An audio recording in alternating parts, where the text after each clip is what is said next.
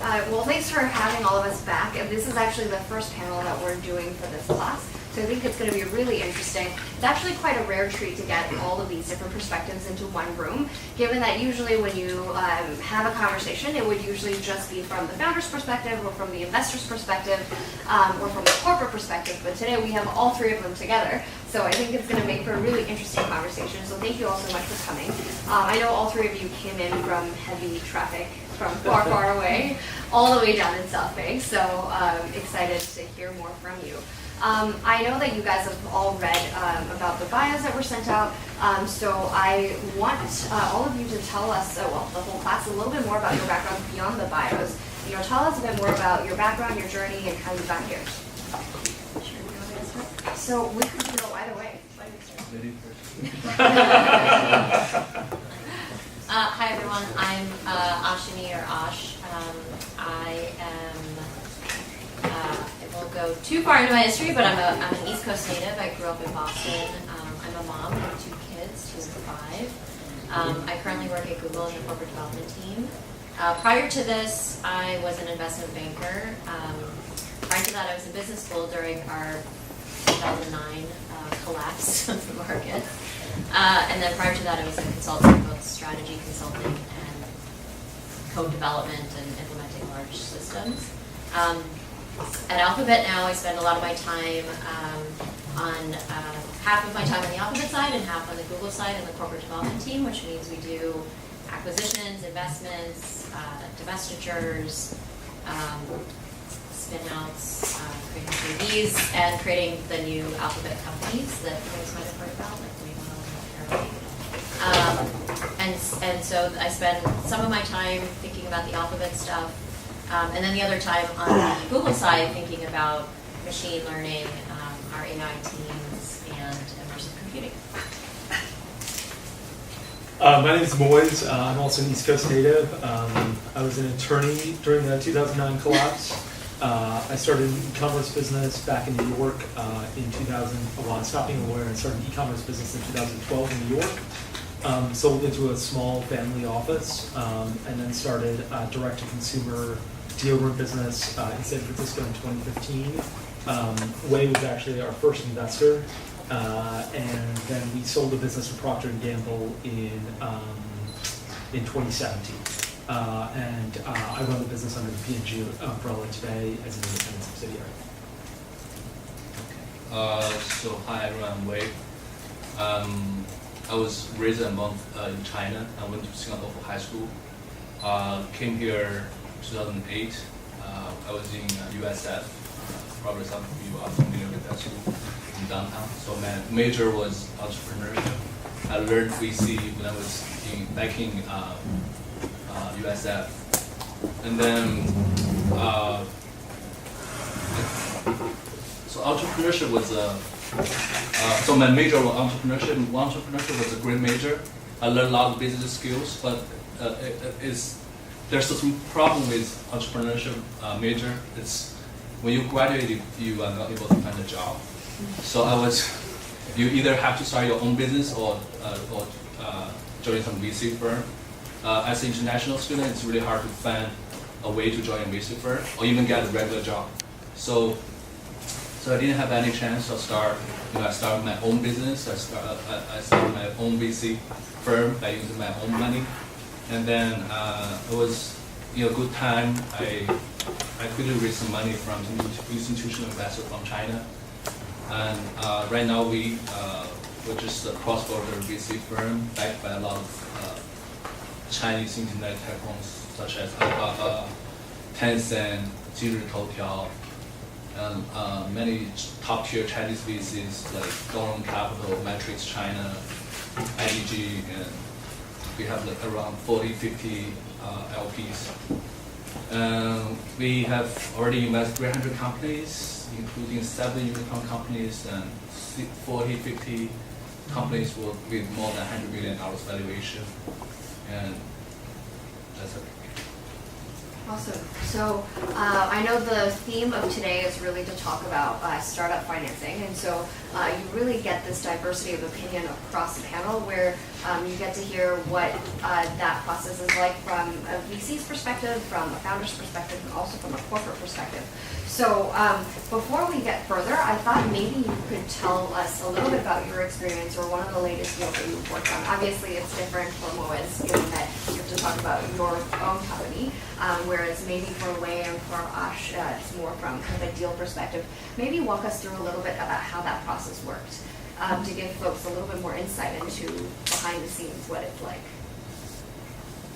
Sure, I'm happy to We'll start. start with you. Yeah. Okay, sure. I'll say I'm probably the worst person who's ever raised money ever. I'm really bad at it. We worked like Native raised $500,000 over the course of the life of the business. We launched in July 2015. We wrote our first 50K check in November 2015, so 3 or 4 months after we launched. And then we raised another $250K in April or May of 2016. And that was really all the fundraising we did over, we raised $25K later on from, some angel investors we thought might add strategic value over the business. But nothing serious, and we didn't do what's typically done in Silicon Valley, which is, you get all of your investors lined up, have a bunch of meetings over the course of 2 weeks, start from the least interested investor, like the worst fit strategically to the best fit strategically, and run that type of process. We did run that type of process when we were selling the business, but not when we were fundraising. Actually, what happened is I was randomly at a party of a friend of mine in 2015, and this guy named Mark Seeger. He introduced me to Wei and the other guy that we raised money from. And so realistically, we never got a no. As soon as we launched, we only pitched to 2 people, and we never got a no. Yeah, Wei, not only was Wei the first one, when he was giving his bio, I told everyone this beforehand. He didn't tell the most fun part, which was when we were selling the business, I texted him and I was like, hey, I have to chat with you. And he texted me back and he's like, is it urgent? And I said, yeah, it is. I'm gonna have to have you sign a bunch of docs and tell you what's going on. So he said, hey, we turned your 50K into $1 million. And then I called him up. I said, we turned your 50K into $1 million. We need you to sign a bunch of docs. And he's like, my wife is giving birth today, but this is the best news I've heard all day. I'll never forget when you said that. Don't tell his wife. I tell everybody that except his wife. But in any case, yeah, so we raised we raised all $550,000 through YC Safe documents. We priced the rounds at every stage, and those prices sort of went up. And so for us, it was aside from Wei, the next guys that we pitched to was a VC fund in San Francisco called Sutardja Capital. We actually did get a, hey, not right now from them early on. And basically what happened is I just went home and kept building a business. And every month our revenue our revenue was going up 20-30%. And so I would just email them with our new revenue numbers. And I'd say, hey, you said no in December when we were at 20K, now we're at 35K, it's January. February we're at 80K, April we're at 120K, and at some point they're like, okay, why don't you come back in for another meeting? And then I ended up writing a check. So for us, it was an atypical experience, but it was also a really fascinating experience. So to draw out a couple of pieces that you mentioned for students who are not as familiar with the process. So number one, you mentioned that you ended up using all YC Safe documents. So obviously you're not a YC company, but you ended up using standard documents. So explain a little bit more how that process works. Sure. So when you're raising money, you can do multiple types of documents. I used to be an attorney, and so it made it a little bit easier. One is a convertible note. Another is like a standard equity agreement. And the third option is a YC Safe document, which stands for. I have no idea anymore, actually. But really, it's like a 2-page document. It's really easy. The best part about it is you can download it from the internet. There's virtually no legal fees because it's a 2-page document, so you don't have to go to an attorney. And the only terms you negotiate are, one, do you price your company, meaning do you say, hey, this is what we think we both agree the company is worth today, or do you say, hey, there's a discount to the company. So let's say we're raising money today. And we can't agree to a price. I'm not sure if the company's worth $5 million today or $10 million today. And to be honest, really nobody knows. So what we say is, look, we can't figure out the price today, but whenever we raise money later on, I'll give you a discount to whatever we raise money at. So later on, let's say our company is worth $100 million. I'll have your equity convert at an $80 million, or I'll have your investment convert at an $80 million valuation, a 20% discount to what we're raising later on, because we can't agree to a price today. For us, we set prices early on because they were small chunks of money, so they weren't going to dramatically move the needle. But those are the two different ways to raise money. You can either price the round, or you can set a discount to your next valuation. So that's actually perfect because your experience is very different than the traditional, pitch a lot of investors. But what you can really draw from that experience is that build a real business and then opportunities naturally come, right? If you have strong revenue, that's better indication than anything else. Yeah, I couldn't agree more. In fact, after we had raised that $300,000, we sort of never went into the market again to raise money. And I can't tell you the number of investors who started contacting us, and I have no idea how they heard of us. We had a team of 8 people when we sold the business, generally 3 or 4 while we were growing the business, and so we were pretty small. We were never in the press. We never announced our fundraising and tech launch. We never announced revenue numbers or profit numbers. I have no idea how they found us, but if you build a strong business, investors will find you. It's their full-time job. And the last piece I wanted to add there is that I actually love the fact that we're sharing your story, particularly in this context, because just because we're talking about fundraising doesn't mean you need to raise millions and millions of dollars in order to be a successful company. It also doesn't mean that you need to do plenty of marketing and PR in order to be a great company. So you can actually do neither of the two and just build a strong business and focus on the core, which I think is the most important part. Yeah, absolutely. I mean, we raised $500,000. When we sold the business, we were generating $1 million in net profit a month. We had $12 million in cash in our balance sheet. We had created a really great business that was minting money. Aside from the fact that investors realized that, so did acquirers. And whenever e-commerce businesses raise money, I'm always this is a double-edged sword. Investors are going to want to see 3 to 10x every dollar they give you. And so if you're going to raise money at this type of valuation, you're going to have to work here for another 18 months for an acquirer to realize that valuation as well. And so it's a long slog. I'll tell you one of the other stories. When we pitched at one point to Forerunner Ventures, which is a notable venture capital fund in direct-to-consumer businesses. And they said, look, we could raise $30 million and give away 20% of our business, or we could raise $3 million and give away 20% of our business. If we raise $30 million, we'd have to, they were very, very frank with us. They're you're going to have to work here for another 5 years to justify this valuation and find an exit. If you raise $3 million and give away 20% of your business, you can work here for 3 more months and find an exit. We didn't take any of their money, but that's really how it went. And they were honest and they were right about that as well. Absolutely. And with that, I'd love to move to Wei as well, given that you're the first investor in Native. Do tell us a little bit more about how that process works from your perspective. For investing or fundraising? For investing. For this year or in general? You can talk about Native or in general. I think I'll start with general first. Yeah. So I think as just the early stage investor, the couple of things I'm looking for. Number one is the founder, the background of the founder, the experience of the founder, and then the team, how the team's chemistry. It's really hard to get real chemistry for the team, right? Sometimes the founders are very, very cool, very strong. They have very strong background, but they cannot work together, right? I found 50% of my Chinese portfolio company has founder problems. They end up broke up. So I think this 2 point. The third point is, I think it's also the most important point is if the company's idea is trendy. So we did a lot of research, right? About what's going on in the market and what's going to happen in the future. We did a lot of research about it. That's what we do every day. I can tell you guys a lot about what is trendy thing, but one thing I want to share with you guys, if anything appear on the news, it's not hot. It's not good for us to invest. It's already too late. So for early investors like us, we try to find the best people. We try to spend a lot of time on the deals, try to create a community with good people. This is for the investment side. And for the fundraising side, I can tell you guys a little bit more about my story. So I raised $100 million cash US dollar from 50, 60 different parties, including, as I mentioned, including internet companies, individuals, family offices, and even some state-owned companies.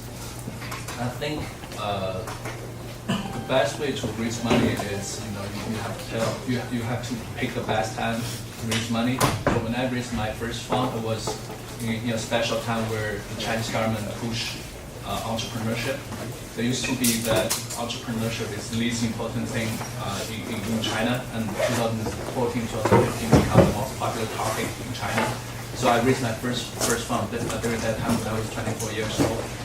And then second important thing is you have to tell like a very cool story that is different from other people. So my story was I'm Chinese, but I'm living in Silicon Valley. I can do both American deals and Chinese deals. That one was very special. So I tend to be the first in the market. And third, I think you have to be very honest about all your track record. You have to have very, very good reputation. This is the most important thing. It doesn't matter if you have experience or it doesn't matter if you ever be in the industry. You have to have very good reputation from your peers, from everybody. But most definitely going to be your peers. So 3 points. Absolutely. And also Wei was very humble when he was talking about his deals. I mean, Moiz and I, we were talking in the room together earlier, and we were saying how Wei is one of the most active angel investors. And Moiz was telling the story of how he first invested. You should share that story, actually. Yeah, sure. We sat down in a conference room, and Wei looked at me and listened to me for 5 minutes, looked at his phone for 5 minutes, and he's like, okay, great, I'm ready to invest. And I was like, I'm not sure you paid attention to anything I've said. And I had no idea how to make that decision. And the next day, it's like, I texted him and I was like, are you sure? Because I'm not sure that was, I think you made this decision in the heat of the moment. So the first 5 minutes, I was very focused. I listened to your story, right? And the next first 5 minutes, I was like, hey, do you need some water? So the next 5 minutes, when I opened my phone, I was using my dictionary, my Chinese English dictionary, to check what is deodorant. So I didn't know what is deodorant until you told me. So yeah, so that's 5 minutes, and I was like, oh, it's cool. No, but back to what I mentioned before. There's many things we can see in early stage. So my team and I, we spend a lot of time on bullet point for early stage company. We have 50 bullet point. I can share with you guys later if we have more time. But yeah. So for follow-up reading materials, if you guys have any recommendations, especially what Wei said about the bullet points, I'm happy to share with the facilitators for the class and send it out and share it with everyone. So now you get to see the story from both the founder's perspective and the investor's perspective. So sometimes if, as the entrepreneur, you're going to fundraise and you're sitting in a meeting and feeling terrified, it might not be as scary as you think it is, and people are actually really trying to make an effort to understand what you're doing because investors are there to support you. So now I also want to move on to Ash to talk a little bit more about what it's like from a corporate perspective. Because obviously Wei invests at a very early stage from angel being the first investor, but you come in at a slightly later stage. So tell us a little bit more about your job. Yeah, and I guess investing is a very vast, wide topic at Alphabet. We obviously have our investing arms like GB, which is from Google Ventures, and Capital G, which is from Google Capital. And they are just like any Silicon Valley investor. They don't think about what's strategic to Google or not. They invest in companies that are competitive to Google often. But they're looking at ROI. They're a way for Google to use its balance sheet and get returns on its capital. And so that's that part of investing. And for most of what they do, they sort of corp dev doesn't get involved at all. They very much pick their investments, do them, and go through whatever approval investing committee processes they have. And we actually don't see the stuff. And even when we've acquired companies that they've invested in, we have to get NDAs in place and stuff with the company. So it's not sort of like a permeated law where like all this information is just going from them to us. It's actually very controlled. So they're independent. They would function like any other investor. Totally independent. Yeah. Their benefit is though they get to like, they have the wealth of Google resources behind them, so they can say like, oh well, how does Google think about this, and how's the market thinking about this, and do we think that this company has a right perspective or something? So and they have access to advisors and stuff. Where you come in? Yeah, so we're on the Google corporate side, and so Google corporate does do investments, but they're very strategic in nature. And so they often are larger check sizes. Google does invest in some things that are much smaller, but we're not writing like $10,000 checks or $50,000 checks. It just doesn't make sense for a corporation. So we're often doing later stage investing. But I think like what these guys said is universally important, which is like the things that you tell any founder, no matter what stage they're in, is like focus on building a great product. If you have a great product, people will try and make a deal happen. They'll want to acquire you or invest in you or whatever that is, and that's the best position that you could be in. Is something that sort of speaks for itself. The second thing is like have a really high bar for a team as an acquirer. Oftentimes it's not, and we'll have the best experience on this panel, but when we're acquiring a team, like we want that team to continue building the product, and whether that is the product in the way that we've acquired it or rebuilding it on our platform, whatever that might be, the team is a large part of the acquisition itself. And so if you don't have a strong team, then we may not be able to take everybody, or the deal value may not make sense if like you built this large team and only a handful of people really fit with the acquirer. So make sure you've got a really high bar for hiring and why you're hiring and what that person will be doing long term. And then the final thing is fundraise judiciously. Even as an acquirer as large as Google, just because somebody's raised some ridiculous amounts of cash. We have a lot of cash on the balance sheet, but we're still very thoughtful to use our capital the right way. And so, if somebody's raised a ton of money that doesn't make sense for us to get return on that money, then it may not make sense for us to do the deal. And so we often say, well, the valuation is too rich for us either to invest or to acquire. So don't think that, like it doesn't matter sort of how much money you raise, and some of these larger companies will be able to take a lot of that in. They're just as thoughtful about how they use the capital to do the acquisitions and the investments. We've walked away from investment rounds because they just. So for students, do you share a little bit more about how you look at valuation? What would be something that's considered as too high, and how you would come to that judgment? So both of us were previously investment bankers, and so that comes naturally. But do explain a little bit more. Yeah, valuation is, first of all, it's an art, not a science. It's in the eye of the beholder. Valuation to an investor may look very different than to an acquirer. A company, like somebody may say, I'm willing to put $30 million into you, and I think you're valued at least $100 million. That may not look the same to Google. That may not look the same to another investor. So it very much is in the eye of the beholder. So don't think about valuation as a signal from the market, but it's not an absolute signal for everybody in the market. So I think that's one thing. If you, oftentimes on the Google side, we acquire companies at all different stages, ones that have revenue. We do typical sort of valuation analyses that I'm sure you guys have all been exposed to, so DCFs and public comps and private comparables too, like what are other VCs pricing the market at. But then a big part of what we think about is go forward in integration on an acquisition. If we're acquiring a company, we have to think about, well, we have this product. Are we going to continue to sell the product, or do we have to shut it down? If we are going to continue to sell it, we've got to get all these companies on board with privacy and security and compliance that a small company probably doesn't need to worry about, but a company like does need to worry about. We're scrutinized quite heavily, and our standards are sort of on a pretty high level. And then, all the go forward integration too. So we think about valuation from not just what happens at the time of acquisition, but to make this product successful, or this team successful, what does that mean from a go forward investment into this team or this effort? And so that's how we think about it. So I think valuation is lots of companies come to us and, well, so-and-so VC just valued us at this multiple against something.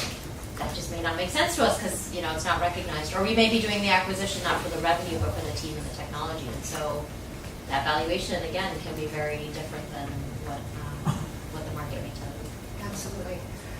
So obviously everyone sitting in the audience might go on then into different roles. You may become founders yourselves, or you might become investors, or you might end up joining a corporate and working as an investor from a corporate perspective or on the corp dev team. So it would be great to have each of you share kind of the best practices or top lessons that you've learned in your current role in the past couple of years.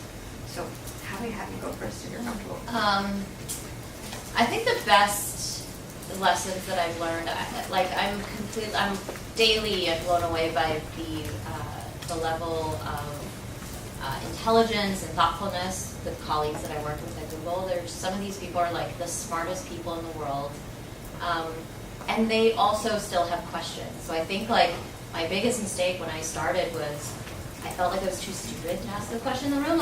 Here are all these PhDs in AI and ML, or they had done, there's MD PhDs at Google. I mean, you can name the backgrounds and they exist. And to sit in a room with all these engineering and product leads or executives, you sort of feel like, well, I can't ask a question. Questions should be asked. And I think of asking questions as they're actually, it's not that there's no stupid question. There are definitely stupid questions. I think, though, the time that you have to ask the really basic questions starts to diminish. So if you're getting into something early on, ask the really basic questions if you don't understand. What is deodorant? I don't know. It wouldn't have made sense if he hadn't checked that until, years later when he was like, hey, I invest in your company, I have no idea what you do. That would have been not a great question at that time. So I think, ask the questions, ask them early, ask them often, so that you could be learning. And I think at that point, nobody will sort of bat an eye. 3 weeks into, 3 months, 3 years into a process, and you say, hey, I'm actually not sure what you guys are doing. People say, well, what have you been doing for the last X time? So I think that's important. Probably the honesty.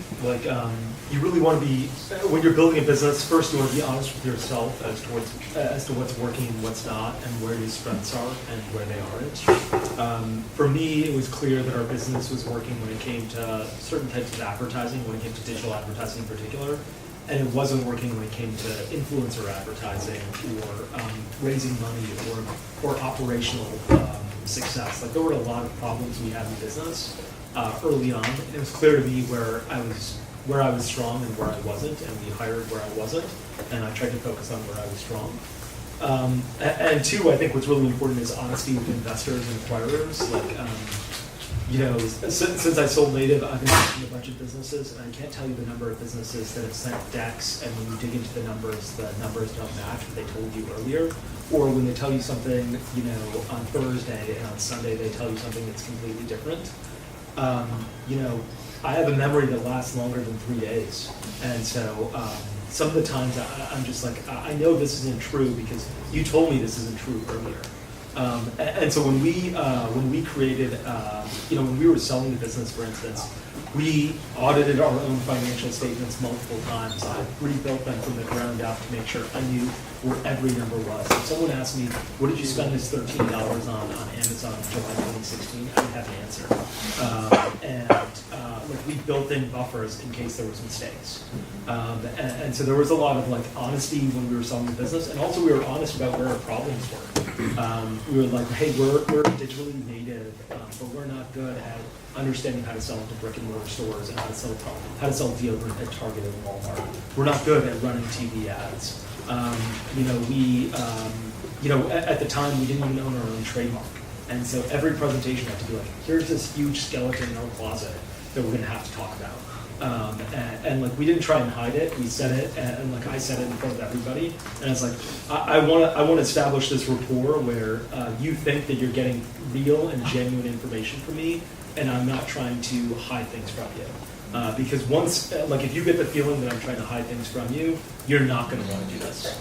And that was probably the most important thing that I think I learned, was being honest with myself and with others, because that's the only way you can build that business.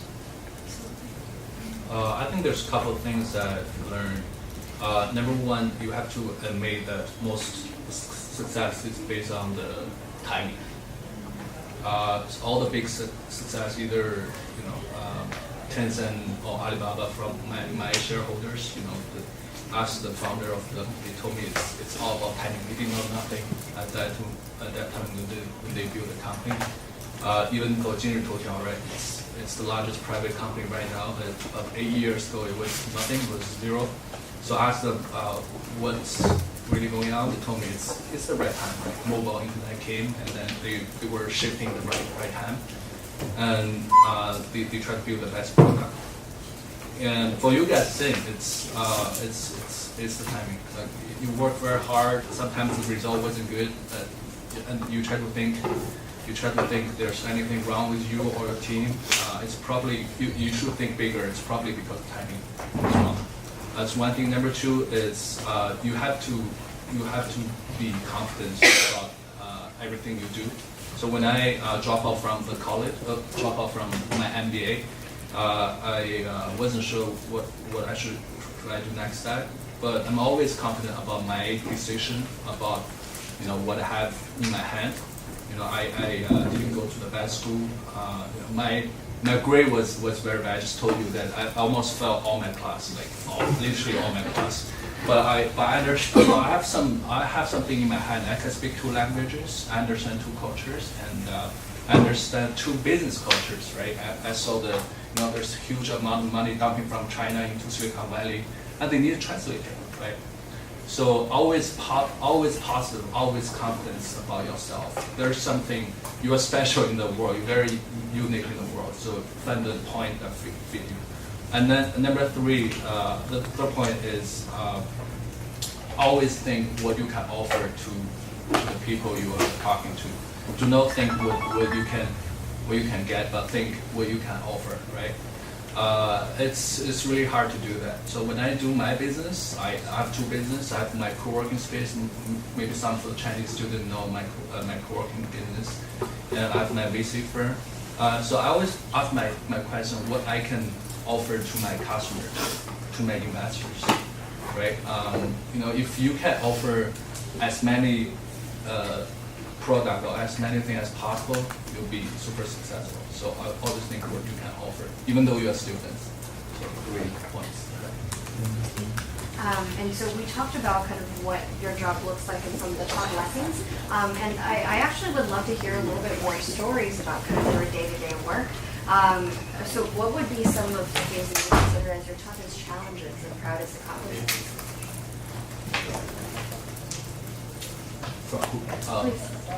So I'm very positive. So I don't think there's like a real big challenge for me. But every day there's like very small challenge, and the challenge tend to like change in different stage of my business. Like when I first dropped out from college, I think my challenge was find a proper job, right? So it didn't work very well. I couldn't have a job. But later when I reached my first round, I think my challenge was to let some people know me, to accept my money. That was my challenge back then. And then my recent challenge, I think, should be to manage people. We have like 80 people. I have to pay 80 people. They're a pretty big team for investment firm. So I think the challenge for me is how to manage, how to make my team happy, how to make their work more efficiency, increasing their efficiency, and every day there's very small challenge. Yeah. proudest accomplishments or accomplishments? Oh, I think the accomplishment is, I help a lot of people. I help you. I help a lot of people from different part of the world. They do different business, right? I think I'm very happy, and I feel helpful for these people who make great success with their business with my help, and I think that's it. Yeah. Wei has definitely given me very helpful advice, so Thank you. it's a good, proud accomplishment to have. Thank you. Yeah. I mean, like when I back in school, I think my idea was to make a lot of money. But when I tried very hard to make a lot of money, it's not gonna work, right? Every time when I think the best idea, I start an idea to execute that, eventually it's shutting down. It's not gonna work. But when you think about how you can use yourself to help more people, and then the results is different. That's it.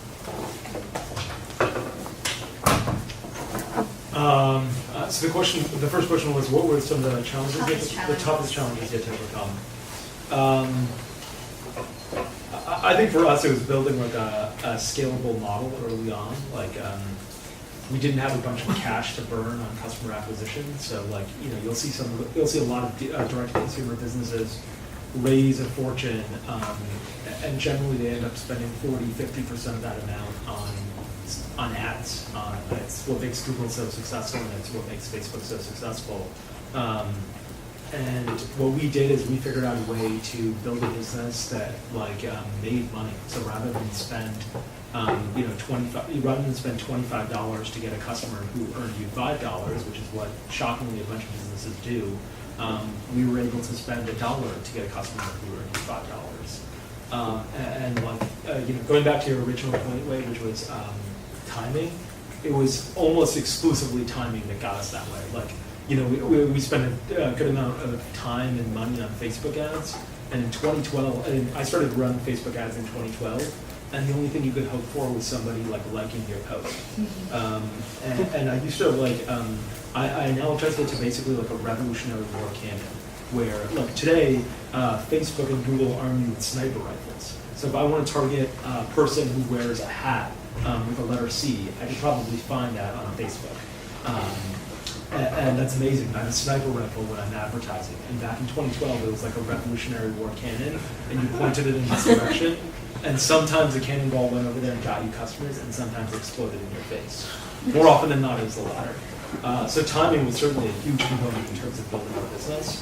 But really, getting that marketing machine working early on was our toughest challenge. And as we started to grow and hire people, it definitely became managing people.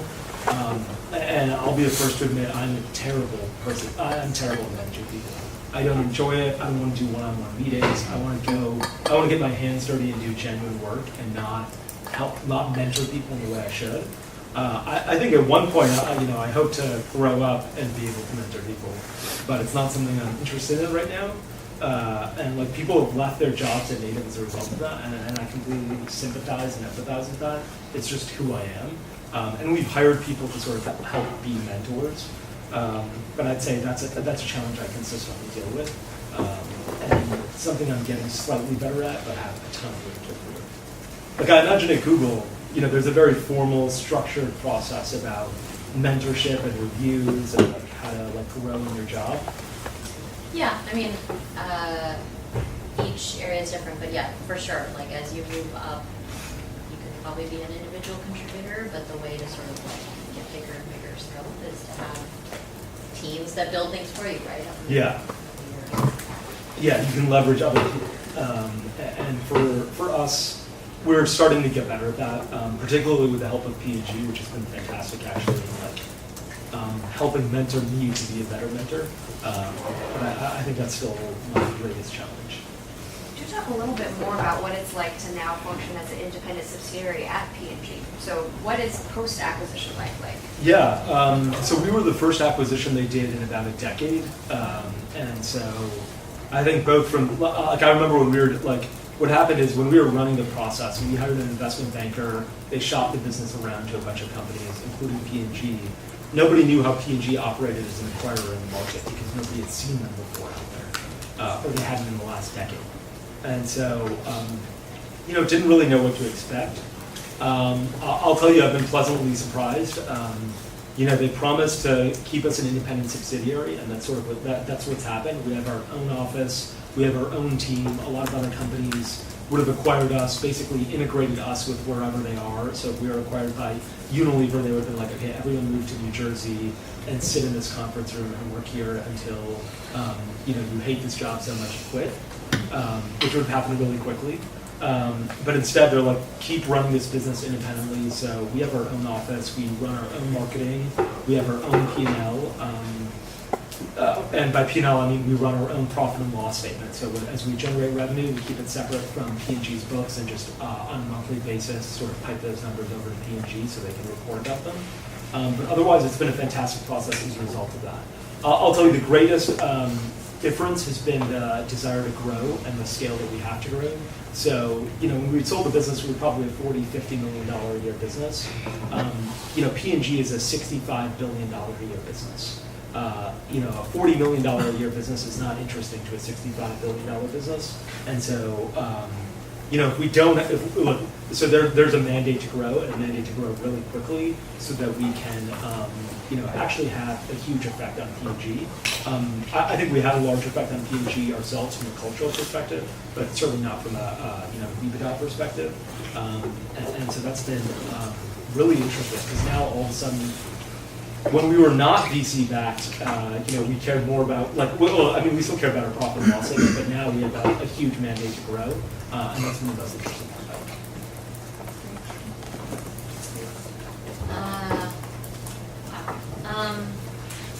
I've been trying to come up with something that I had many challenges. It's not that I don't, just one that would be interesting enough to talk about. And I think nothing tops being a mom. So maybe that's why I just you should all go home and hug your parents. The amount of work they put in that you will never know until you become a parent, and then you'll say, "No, I remember my mom was nagging me." Nothing feels worse than that. I think I would say my proudest accomplishment probably comes from the toughest challenges, which is. I feel like in my career I've always opened the door to another universe every time I've moved forward. So as an undergrad I was in biomedical engineering. This was early 2000s, biomed, people literally companies would ask me if I invented the major. And I was like, no, it's an actual science.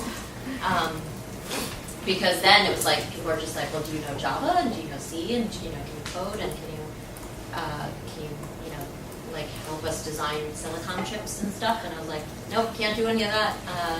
And so that sort of pushed me to thinking about, well, what am I going to do with this degree, which I thought was a very good degree.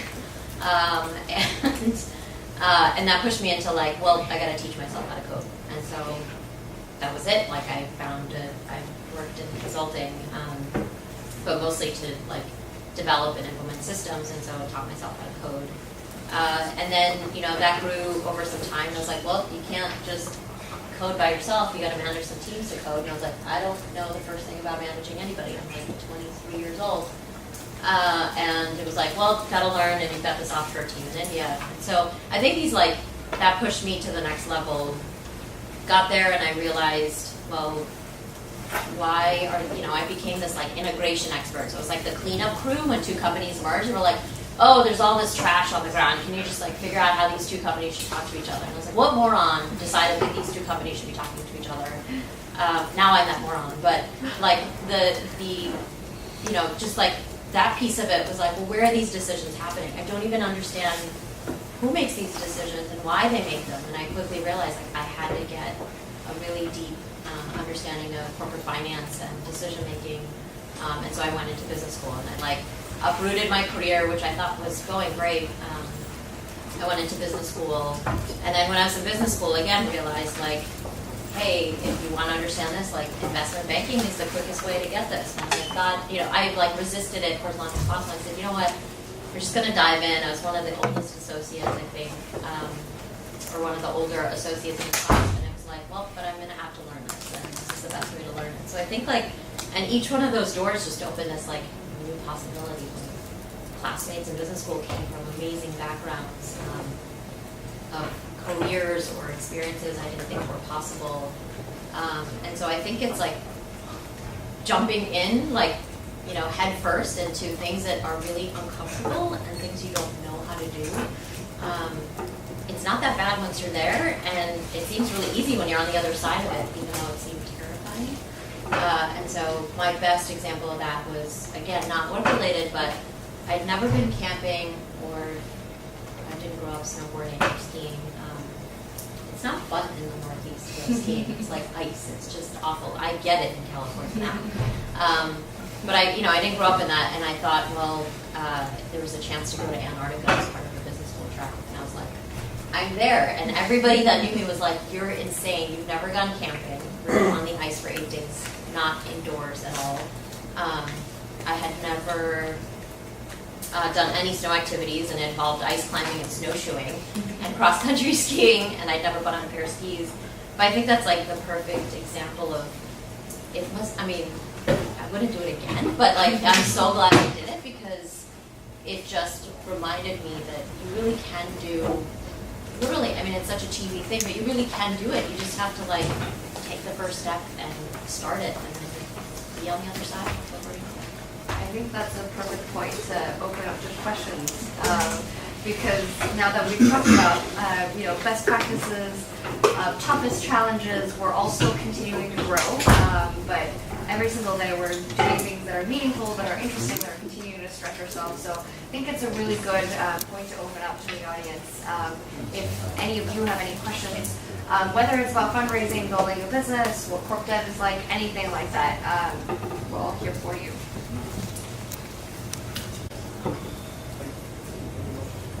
Yeah, please. Okay, so my partner and I are a team of 2. We're trying to build a recruiting platform for undergrad students to organize their recruiting. So it's similar to like CRM, but on the other side for actual recruits to organize their recruiting, whether they're in banking, engineering, or like public policy. And we've been in talk with like 2 different angels, and we're going to be demoing one of them on May 1st. So we're wondering like, how much should we raise, and like what is a good amount to start? Like I projected that we're going to be spending like $400 a month, like at a bare minimum. That's like no MailChimp, like no Zendesk, no like automation software that we have to pay for. So could you you 2 guys give like some advice in terms of like what is a healthy amount to raise to like make good on our promise, as well as like to actually have like a sustainable business? Sure. I'd say one is try and figure out what you want to raise. Like, how much money are you at? Like, what do you need the money for? Okay, you need MailChimp and you need a couple other services. I'm sure you can figure, like, $400 a month is literally nothing. And nobody's going to be interested in giving you, $5,000. Like, if you pitch somebody and say, I'm raising $5,000 and my burn is $400 a month, you're going to have great reaction now. Like, where would be like, here's my credit card. Yeah, exactly. $400 you can get from friends and family, and that's not like what you'd go to an angel for. I'd say like, one, if you need that little money, go get $4,000 from friends and family to see if you can do that, and then go build, like, see how far you can get with that business without trying to raise any money. Otherwise, and also like, I mean, it sounds like you have a business that doesn't require a lot of capital. Go build that business rather than try to fundraise. But otherwise, if you think that, hey, I actually do need money, and here are the 20 ways I would spend that money, then you can have that conversation. Like when we were raising money, or when we were doing 20 million, 30 million in revenue a year, people were begging us to take their money. But in reality, like we were like, no, we don't want your money. We have no way to spend this money. And so if we have no way to spend this money, why would we take it? So I think what you should do is say, okay, this is where I would spend money, and this is how much money I need in order to be able to, start this business for the next 6 months or 12 months. Is that an amount that's interesting to an angel investor? If it's $5,000, it's absolutely not. You should find that money through friends and family. That would be my advice. What do you think? Yeah, I think that's perfect advice. So I'll add on a little bit. I think the stage you have, you should go to some accelerator like Skydive, Yeah. or let them to figure out what's your valuation. But typically for stage like you guys, you're a student, right? Correct. Yeah. We both are. So like $1 million, $2 million valuation, market price. But as Ash mentioned, market price is just market price. It's not accurate. It's not that accurate. And then it really depends on what kind of accelerator you are going. Like if you straight go to YC, right? It's after graduate from YC, it's 10 million valuation, which is not that reasonable for us. But the good thing about YC is there's huge demand of investors. There's a huge amount, a lot of investors on demo day, so you can pitch with them. And then your problem is a demand supply problem, right? If your idea is attract a lot of investors, they'll set up a valuation for you. Okay. Yeah. That $400 is like the super conservative, like bare bones, like what we need just to like host the actual product and like to run a few like marketing campaigns. But I mean, we could definitely keep up spending to like gain more customers. But it's Yeah. super conservative, like. I would see, like my question, like what I would suggest is go build as much of the business as you can in the Okay. next 6 months without Yeah. spending it. Like, you need MailChimp, forget it, use Gmail.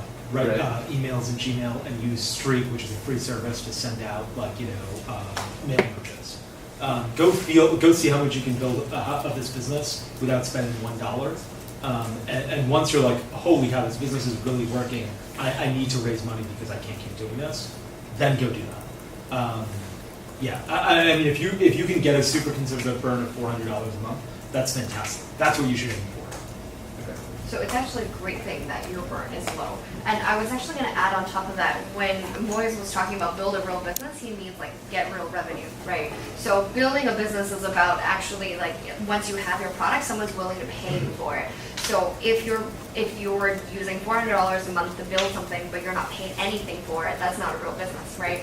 So definitely validate that by getting someone to, even if they're paying for $1, as long as someone's willing to pay something, that is a really good validation. And you were about to add. Yeah, completely agree. Like, get users on both sides of the marketplace, and see what you can do with zero money spent. And yeah, if people are willing to pay you, even at like, what P&G does is that they always run these surveys in like classrooms like this, and they get information that I don't really like. What we say is like, look, we're going to create a product and sell it to consumers. When they give us money for it, we know that we have something that's good. And like in a classroom setting, all you get is like information that doesn't mean that much. And so go see if you can do something with it. Go try and get 50 customers on both sides of that marketplace, or 50 people on both sides of that marketplace. If you can do that and they're engaged, you have you could have a real business. Okay. It's a good question. Yes. I was goes to Wei. So like you said, you started being like a VC, like super young with your own money. Like how do you recommend going about that? Like not being able to like raise institutional money, and like say like you like people come to you for like angel checks, but you can only write such like small size checks. How do you actually like establish yourself and then gain credibility through the whole process? Great question. So I was fortunate to learn VC when I was super young. And then I think the good thing about by using your own money, you had a chance to practice. So I started with $100 to invest some deals on crowdfunding platform. There are so many crowdfunding platform, right? The only thing I did differently was I invest all the founders by $100, $200, but ask them to go out, have dinner or have coffee with me. You talk to the actual founders, talk to actual person, right? And then you get a better experience of how to communicate with these people, right? And then another thing is all the capital in the market tends to be more decentralized. There's many kind of different money. There's institutional money. There's a lot of different family office, and then there's also a lot of smaller funds. So it's not that hard to raise money right now. So my suggestion, my advice is if you want to do some VC, you can start by using your own money, and then if the results pretty positive. You can raise from your friend. You can tell them, hey, I have some very good like deals for you, tech deals. Because there's, you guys are in Silicon Valley. There's 99.9 people. 99.9% of the people they don't have access to Silicon Valley, right? They're living outside of Silicon Valley, right? You can pitch these people who want to do deals here, but they're not physically here, right? Not that hard.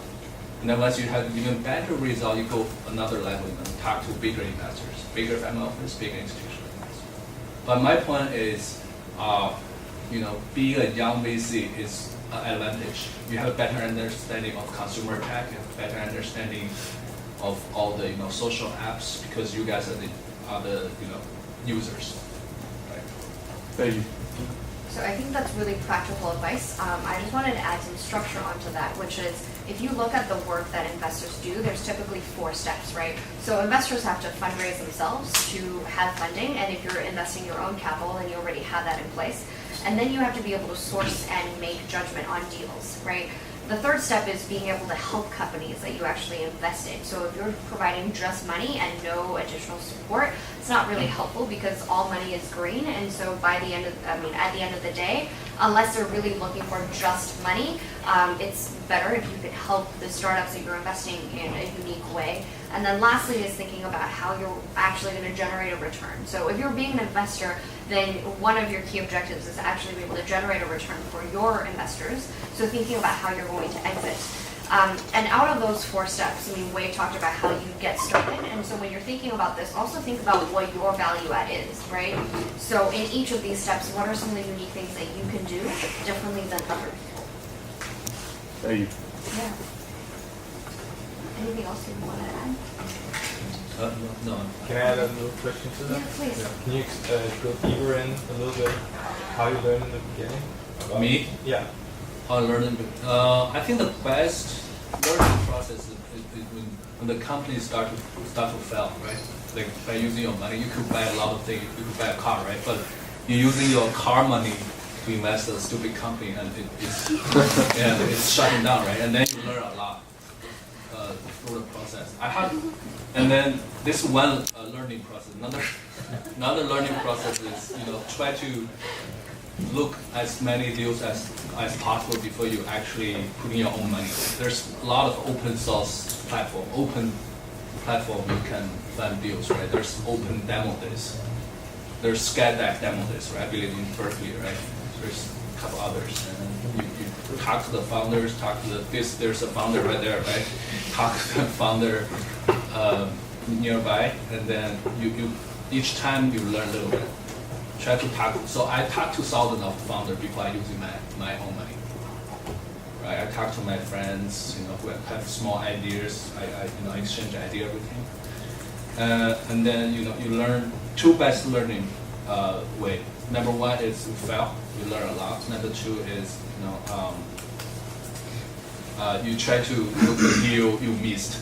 I missed DoorDash. You try to raise first check from me DoorDash 5 years ago, 6 years ago when I was in college, and I was like this there's no barrier to entry for this idea, so I didn't invest in the company. I missed Goat, a shoe company. I don't know if you guys know the company. So the founder came to me right after demo day, so I passed that deal, and now it's a unicorn company.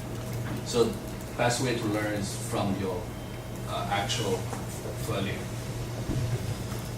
in practice. Yeah, please. Go ahead first. So I think this is a question for both Wei and Moiz. What would you say was the biggest mistakes you guys made, and how did you bounce back?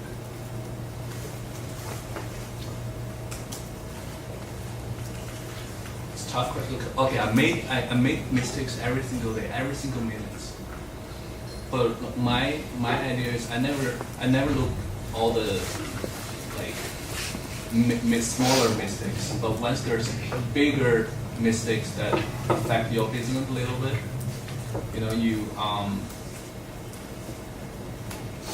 you have to spend time to think. So my idea is to just forget about the smaller mistakes, but try to rethink the big mistakes. I just as I mentioned to him, I only think to when I miss big deals, I try to learn from him. I think from my perspective, it was probably hiring as we were growing the company, and then how we listened to the employees. So the way when we were growing, the way I thought about it was, okay, let's just hire soldiers and not generals. So like soldiers are on the front line doing the dirty work and getting the job done. And we never hired generals to sort of think about the big strategic picture. I think that was a mistake. And I think possibly a larger mistake was that we didn't have generals, but at some point I started listening to the people as if they were generals. And that was because that was all we had. And so, you talk to your team and like you have the soldiers on there, and the soldiers were fantastic at getting their job done and defeating the enemy, for lack of a better term. But I started listening to them as if they were generals, instead of continuing to focus on what I knew was working. And I think that was a big mistake as well. Oh, I have one more thing. So I mentioned timing, right? I think I made one big mistake was I could raise more money when I back 3 years ago. And I was like, I'll just stop raising. I want to do a smaller deal first and grow slowly. And then after that, it's almost not possible to raise money from China anymore. So what I learned from there is usually the timing or the biggest opportunity only happen once, and it goes very fast.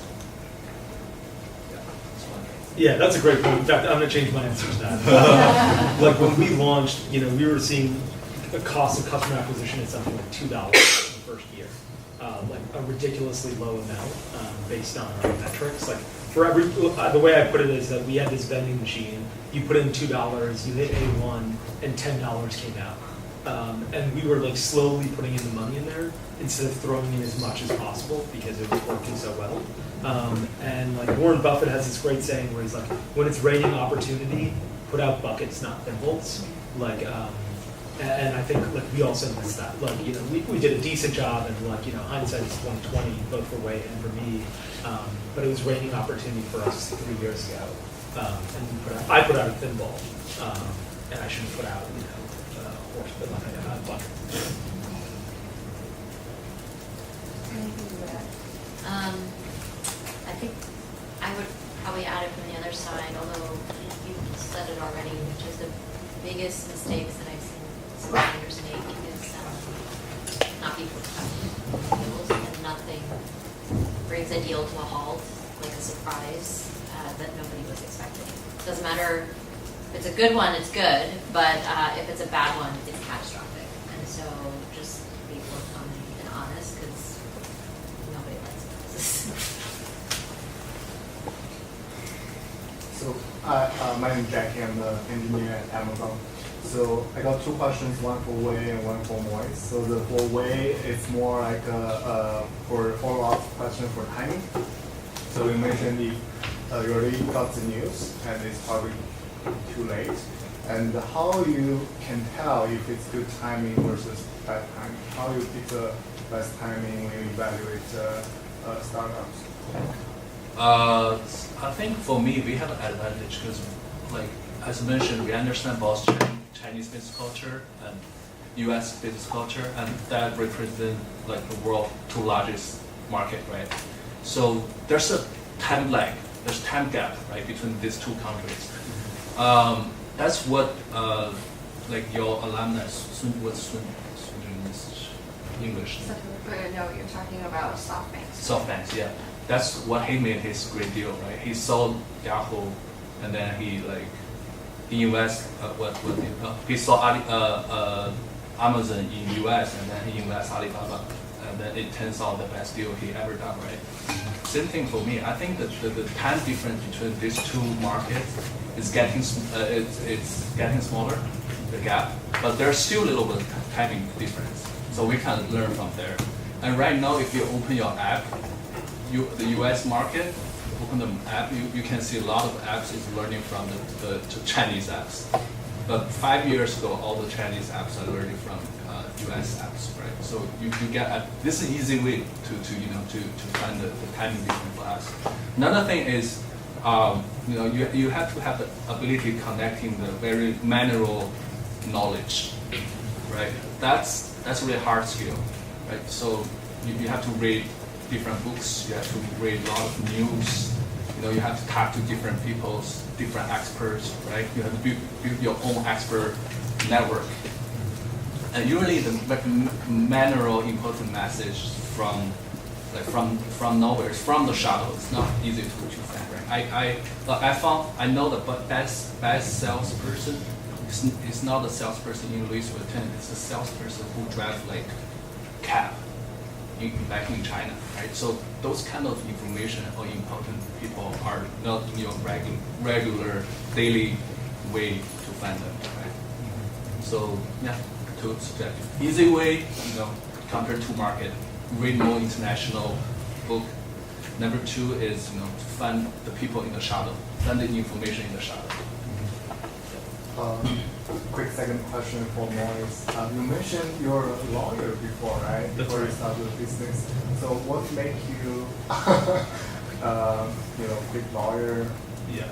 Who makes money? Yeah. Have you ever been a lawyer? No. No.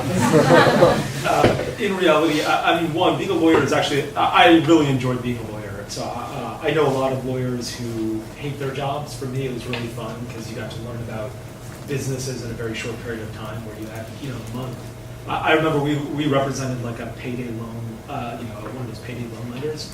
And everyone thought that they were a shady company, but they were the nicest people in the world. But learned everything about payday lending in a month. I really enjoyed it. But in reality, my family is, there's just a bunch of entrepreneurs. My dad is an entrepreneur. My mom is. My brother is. And so the day I got to being a lawyer, I called my dad from my office, and I was like, "This is my office phone. I'm now officially a lawyer. We spent a fortune on law, or I spent a fortune on law school, but here it is." And he's like, "That's great, but you should quit your job today because, this is a waste. You're working for somebody else." And so that phone call did not go the way I wanted it to go. But I guess I got a lot of family pressure, and for me, I was like, I'm gonna sit down.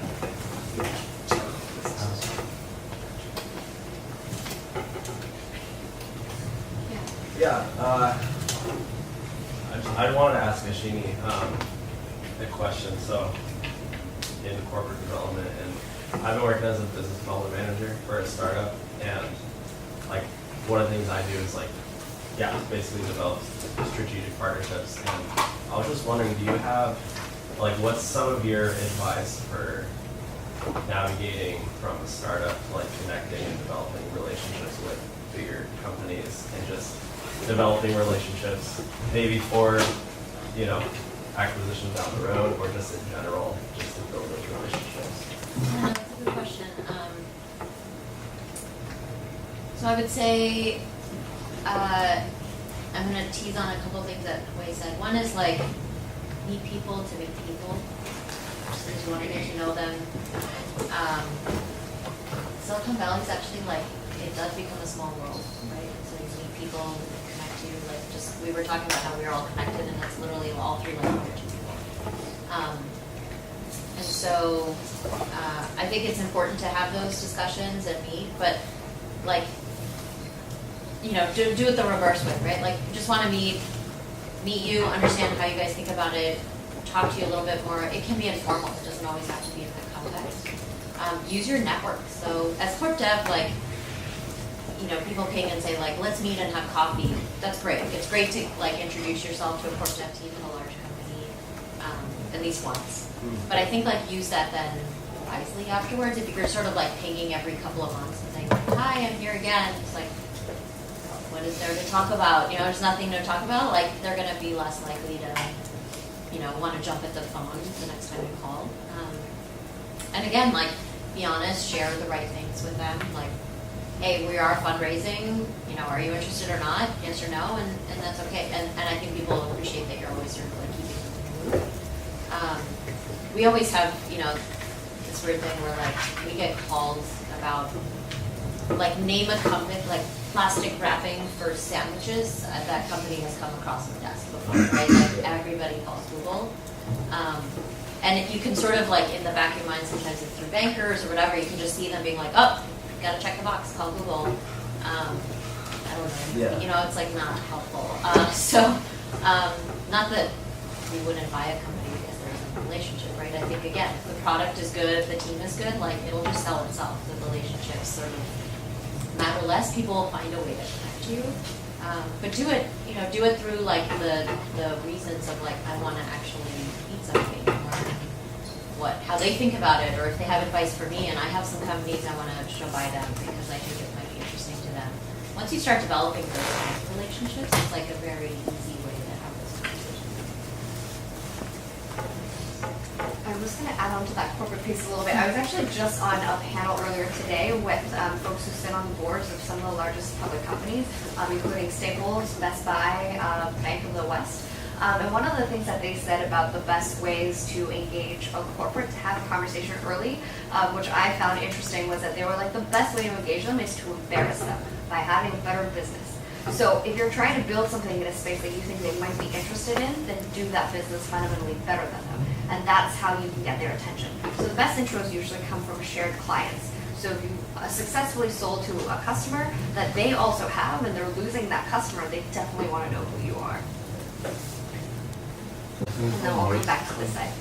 How did you manage to find that scalable business that you were talking about and also to get that customer acquisition to $2?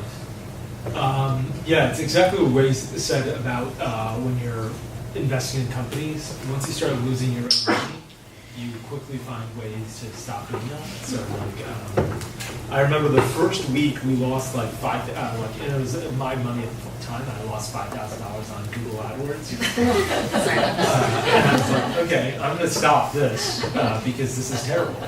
And the same thing happened. Yeah, it was my fault. The same thing happened with like Pinterest when we started advertising on Pinterest. Their ad platform is so bad, they'd be like, we recommend you pay $3 per click. And so I was like, okay, let me try that. And one day I lost like $500, and I was like, I'm gonna stop doing this. So the best thing I can tell you is go find, once you start spending money and it's your own money, even if it's at small scale, you will be like, I'm gonna fix this problem. One of the biggest mistakes I think that e-commerce entrepreneurs make is they get divorced from acquiring new customers so early on. They're like, we raised a lot of money, we hired this agency, it's now their job to grow our business and to grow our revenue. I have no idea how people think like that, because you're the CEO of this business that's doing $0 in revenue on day one, and your first job is to outsource getting from $0 to $1 in revenue. So for me, I was spending my own money. I was looking at the computer all the time, being like, okay, is revenue going up? What's driving this revenue? Where are ads working? Where are they not working? And so that's really what it was. It was just losing a bunch of money. But I mean, it was really some of it was dirty. I'd go on Twitter, and if you tweeted about Tom's main deodorant, I'd be like, yeah, Tom's main deodorant sucks. Go buy ours. And now we've got a bunch of letters from Tom's main saying, don't do that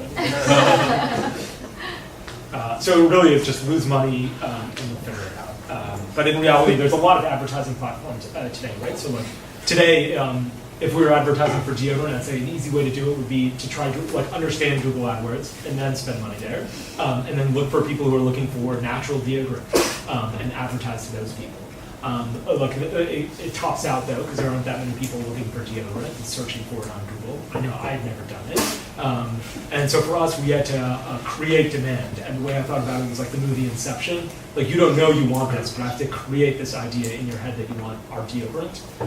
And in order to create demand, you have to find platforms that aren't search-based. And that's generally Facebook, Instagram, and half of Pinterest. And so that's where we spent our money. I know we had two questions on this side. So Sean, you mentioned the value adds. So just have a question regarding the value adds for both the investors and the founders. So from the founders' perspective, given that the capital is a commodity, for instance, you are facing very similar cap table term sheets from different investors. Whose money you will take home? maybe there are some value adds perspective you are looking for instance, how much time this VC will spend with you, or what kind of expertise in this vertical you are looking for from this VC company. And then from the investor's perspective, given that maybe this startup is a very trendy, very hot startup, you want to invest your money, and how you differentiate yourself compared to other companies. I'm happy to start about like what we look for, or I can go away, whichever. I'll start actually.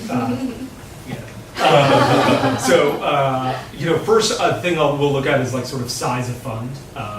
And people like if you're selling deodorant is a $3 billion a year category. It's impossible to have $1 billion a year business there in just deodorant. So if a fund has $1 billion in assets under management, they're looking to return investments of $1 billion in big exits. That's what's interesting to them, and so that's probably too big of a fund for us.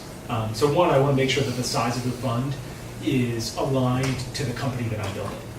So if I'm building Airbnb, yeah, I go to Andreessen Horowitz or Kleiner Perkins or some big guy out there.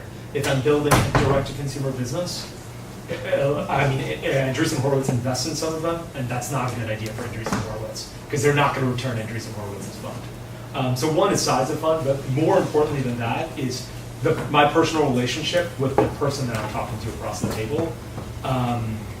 There are a lot of assholes in the VC business. The vast majority of people are assholes, and it's very obvious too because they're like what Wei did is he said, hey, here are the investments that I didn't make.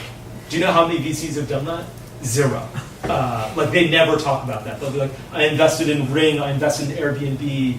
They'll even talk about companies that they invested in, no matter how big they are. They'll be like, yeah, I invested in Facebook. It was after Facebook went public, so everybody invested in Facebook. But that's the types of things they'll say, and they're outrageous. And you listen to them and you're like, this is a bad date that I want to end. Please pick up the tab. And so, in reality, it's entirely the personal relationship I had with the people. Especially after Wei, one of our other investors was Azure. They took 6 months to invest in the business. I actually really like that because they're like, we're going to get to know you, and we're going to get to know this business before we pull the trigger. And so by the time we were sitting down and talking about deal terms, I'd already met the guy. I already met Paul 12 times. We'd had lunch a couple times. We'd gone out to drinks once or twice. I'd met everybody on his team, some investors are going to be like, hey, I'm raising a new fund. I need you to fundraise and get a higher valuation so I can look good when I'm raising a new fund. And that happens all the time. Paul was never going to do that to me. We had another investor who was like, I would appreciate you giving me monthly updates about the business. For the first year of the business, it was just me, and I was like, you think I'm going to spend 6 hours of my time creating a monthly update based on this last month? I'm going to go run this business. You invested $25,000. If you want your money back, you can have it tomorrow.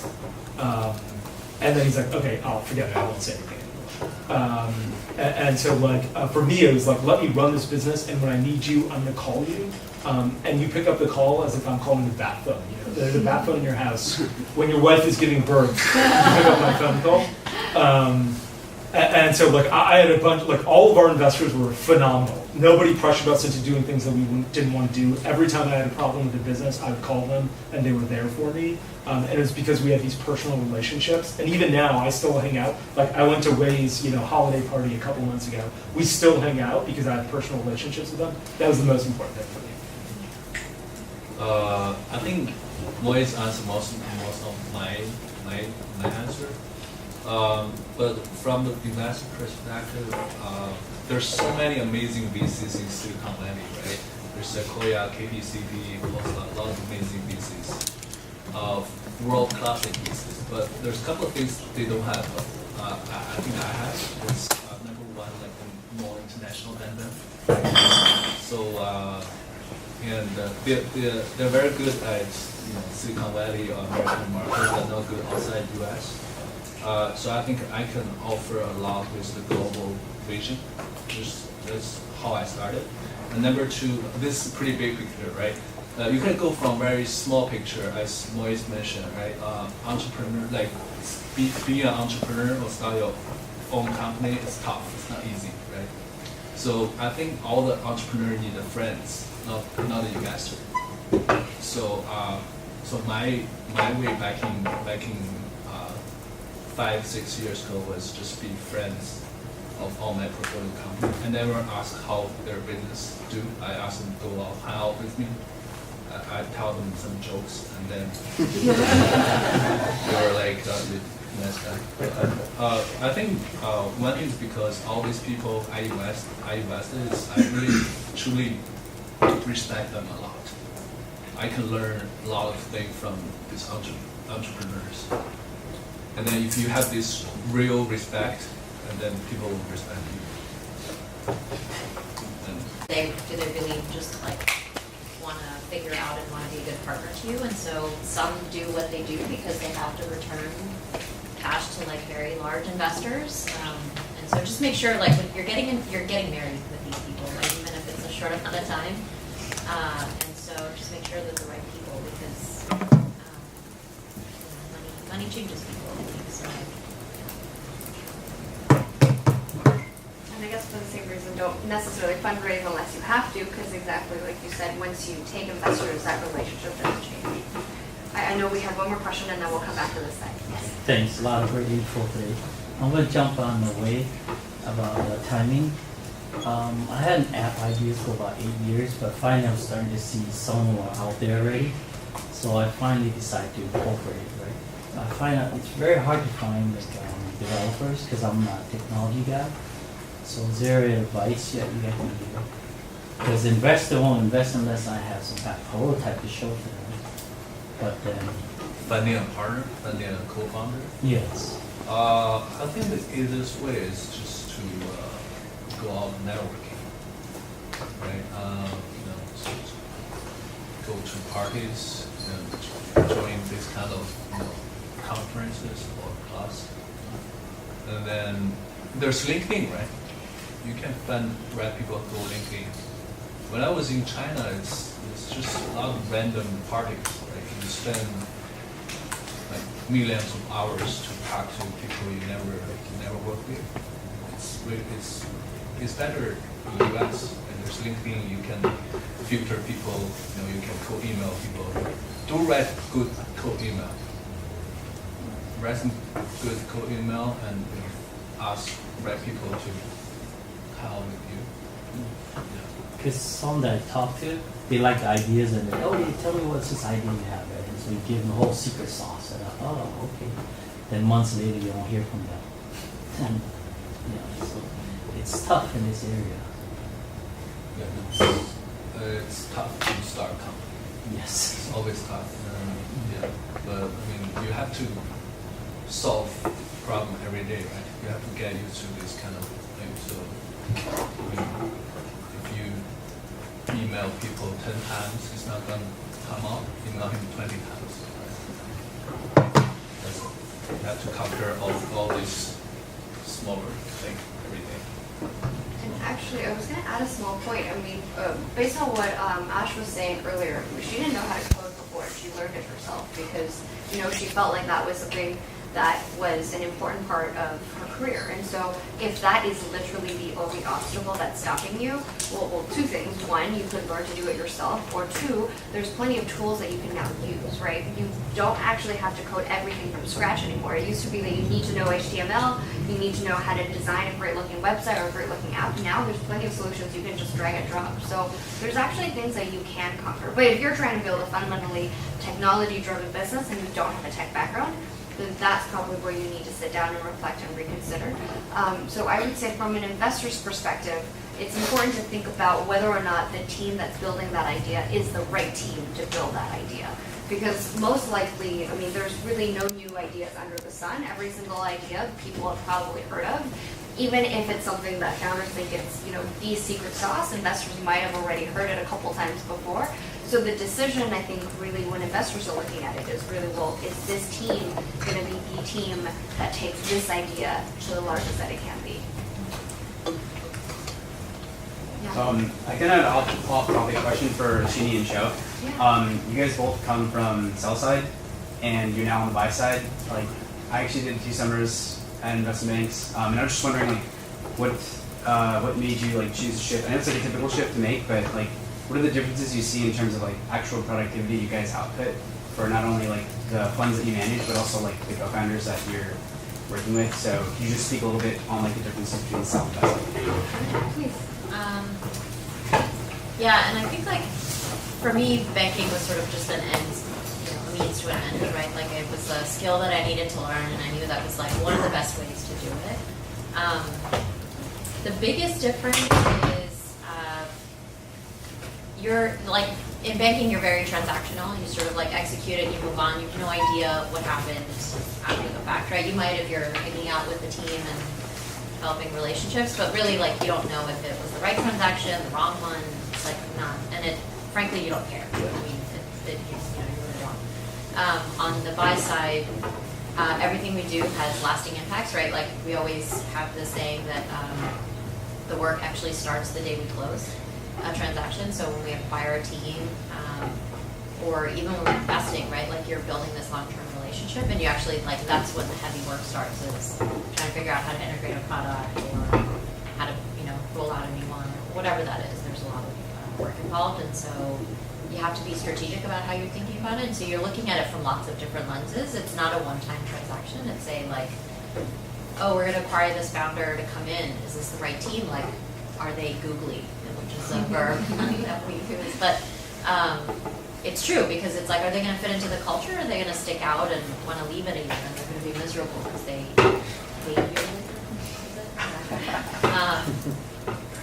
Yeah, so I think that's like the biggest thing. And I actually think that part is the most fun, which is what is the strategy for immersive computing? What is the strategy for maps and geo? Like, what are they thinking about? And can I find a company or think about how to structure a deal so that we make sure we make our achievements? So I definitely resonate with what you said. I covered a little bit of this in the previous lecture I did here, but I would think of it this way. If you're trying to figure out what to do as a next step, trial and error is literally the only way. Because as much as you can talk to people and try to understand what it's like from their perspective, if you are remotely interested in something, unless you've actually tried it yourself, there's just never a way to know for certain.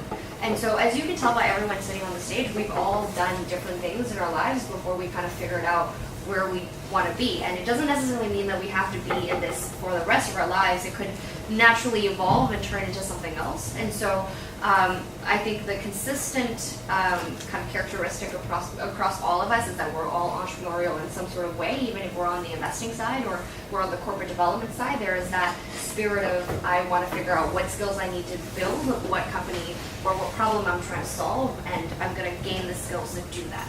So I think if you've already tried that for 2 summers and you know that that's not something you like, that's a really good thing, that at least you've given it a try, you've done it, you know you have an answer now. So I think actually, especially referring to Ash's story earlier about going to Antarctica during school, I mean, school is the best time to just do all sorts of things that you might not do again, but it's just a great time to explore.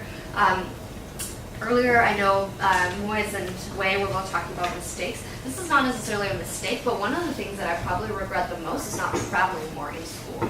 So I know that I really like traveling, but I think I took school a little bit too seriously. I probably shouldn't have as much, honestly. I mean, how important are your grades now, right? In the context of life experiences as a whole. So if there's things that you want to do and things that you want to try, definitely prioritize that and give that a shot. Yeah, or actually, yeah, go ahead. I thought you had to ask the question. Oh, sorry. Yeah, no, please. Yeah, I had a question for Wei, and also like we were talking about at the beginning, like bootstrapping the company and approaching an initial round of funding with seed or pre-seed. And also like with the company that doesn't necessarily need a lot of money initially to start, what kind of revenue or, I mean, yeah, we're talking about like just having respect with initial founders, but what kind of revenue or user base is kind of like a good starting point for a company that's bootstrapping and going on their own? Depends on what kind of company. It's D2C or Dialpad or SaaS company or social app, what kind of company. It really depends, right? Okay. Yeah, like Yeah. B2C, I guess. B2 too general. but I'll answer the question anyway. So, I mean, for D2C, like I think we couple educate something $500,000. I mean, for D2C, I don't think people actually raise money nowadays. I mean, it's terrible, because if you're direct to consumer, it better be something that consumers like. And if they like it, then they're paying you for the product. In which case, then you have revenue, and you probably don't need to raise as much. Well, Most likely it is. yeah, I wish that were the Should be the case. model. Yeah, but in reality, look, I think he's right. It depends on the category that you're in. If you're in D2C, you're gonna raise this seed round or pre-seed round, whatever you're gonna call it, at 100K revenue a month. If you're a SaaS company, you probably want, like, what is it? It's 100K ARR, and you can raise up that pre-seed round. And $1 million, I think, you could, like, raise a full seed round or something to that effect. So it really depends on the category. And the reason for that is, look, direct-to-consumer customers, even customer native, you're going to churn at some point, right? And that churn is massive because you use native deodorant, then use Old Spice deodorant, then use Axe deodorant, and then, like, we've lost you. While, when was the last time you churned from your cell phone service provider from Netflix? Like, the churn on those systems is much less. And so every dollar for those customers, and every customer is worth much more. And so a lower amount of revenue will give you a higher valuation. So it really depends on the category that you're getting into. And look, even the guys that you fundraise from will be different. Like, there are funds in like Forerunner Ventures. If you're a SaaS company, don't ever go to Forerunner. If you're a D2C company, you can go to Forerunner. Actually, speaking of that, that's probably a good opportunity to put in some time learning about all the different industries that are out there to get a sense of, is the industry you're in the right fit? So if you're on the BD side, it's actually probably worth taking the time to just kind of explore all the different categories of startups that are out there. It doesn't have to be consumer. Maybe you give enterprise a shot and it turns out that you really like that business model, or it turns out that you go into hardware. And so take that opportunity to explore. Yeah. Thanks. Yeah.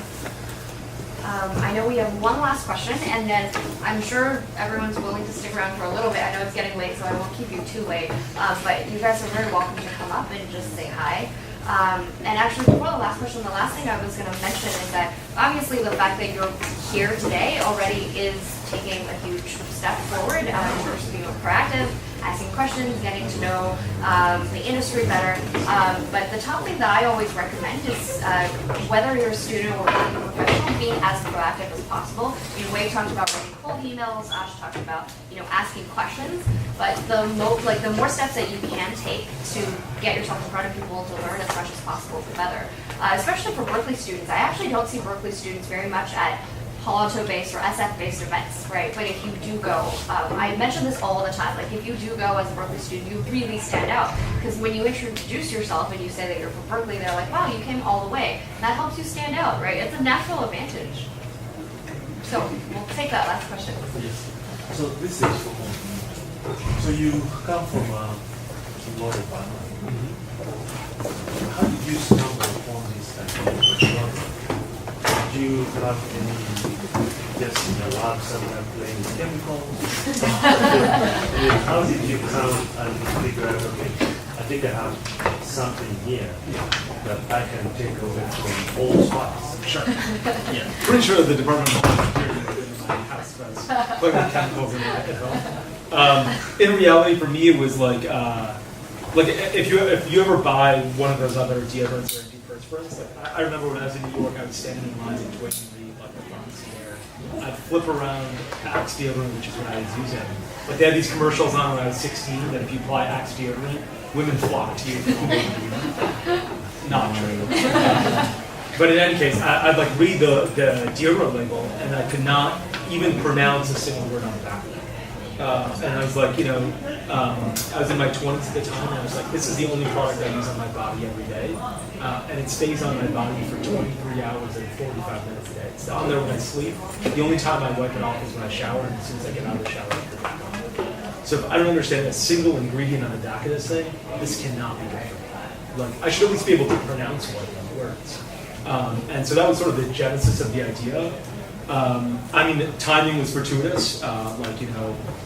Certainly like Whole Foods opened the door for you should start caring about what you put inside your body, and then like the natural evolution of that was you should start caring what you put on your body. In terms of actually creating a product, we started working with this mom and pop manufacturer in Southern California. They're like they could produce a maximum of 500 units. This was the first like couple months of the business. They were like, they were selling like 10 deodorants a week at farmers markets, and then they were making a deodorant for us. And we're like, look, we're going to need more deodorants, and they're like, this is fantastic. We were selling about 500 units a week, and they're like, this is fantastic. More deodorants than we ever could have imagined, and we can't wait to grow with you. As you grow your business, we're going to scale our manufacturing. It's like, that's fantastic. 2 days later, they call me and they're like, yeah, my son is sick, so we're going to stop scaling. We're tired. And I was like, well, that was quick. And so I was like, there were a couple of moments where I thought our whole business was going to shut down, and that was one of them. And then I literally started Googling and calling every other contract manufacturer I could find and be like, hey, what is the minimum amount of deodorants I could buy from you in order for you to produce my formula? And like some people were like 25,000, and I was like, well, I can't afford that, so that's not gonna work. And this company in Texas was like 80, and we're like, well, we're doing more than 80, so this will work for us. And so we shifted our production over there. It was literally two girls like around a dining room table making their deodorants for a while. And then we went from like, they scaled, I kid you not, but they scaled with us from 500 units a week to, they started making about 25,000 a day. And it was the same manufacturer. They went from an 800 square foot facility to a 10,000 square foot facility to a 30,000 square foot facility. They're about to move into a 60,000 square foot facility. And like the woman there was just an entrepreneur. She was like, I found a horse that will get me to the finish line, and so I'm going to ride this horse. And she grew her business, we grew ours, and it was fantastic. And like it was mutually beneficial for both of us. And so for us, it was a lot of luck and a lot of like right timing. But it was also a lot of like tenacity. We just called up people and were like, what's the MOQ you have? How fast can we do this? Until somebody was an entrepreneur on the other side and said, yeah, I can do this. There was one company we called in Chicago. The guy spoke for 45 minutes and did not let me tell him a single word about my business. And I was like, I'm never going to be able to do business with you. I can't even get on, I can't stand being on this phone call. So it's just finding the right person to do business with. And they say lawyers talk a lot. So with that, thank you all so much for being here.